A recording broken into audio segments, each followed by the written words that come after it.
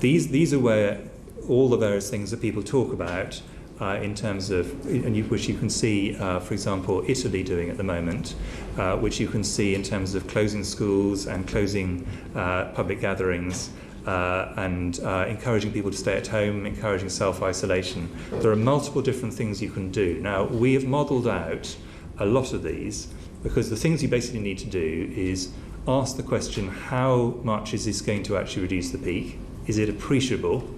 And then secondly, how much disruption is this going to cause society?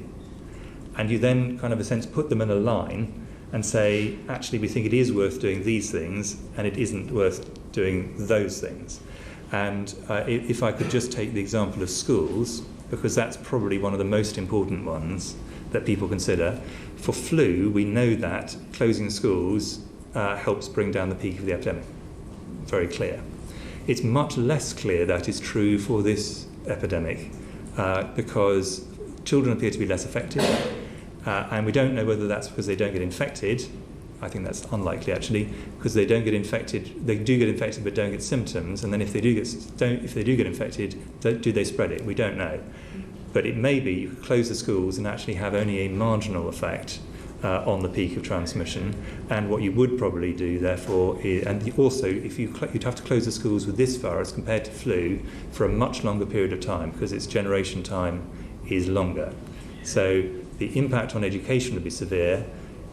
Children tend to mix anyway, so the impact's probably not as great as you'd imagine. If you leave the people for 13 weeks or so out of school, that's going to have a big impact. And of course the impact on the workforce is substantial, because many people have caring responsibilities. As soon as their children are out of school, they leave the workforce, including the NHS. So I'm just taking that as a worked example of something where we might look at it and we might say, well, okay, it would make a fractional difference, but compared to the impact on the workforce, compared to the impact on society, this just doesn't look a terribly attractive option. So what we will do is then we will present ministers with each of these things individually and in various combinations, and say, what effect does that have on mortality, what effect does it have on the peak, what effect does it have on delay, and how much social and economic cost does it have?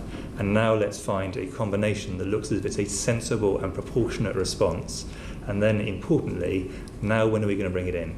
Because the answer isn't always do it now. It may well be to say, yeah, we're going to do it, but in 3 weeks or 4 weeks' time, and we're going to stop it at this particular point in time. Does that help? Yeah.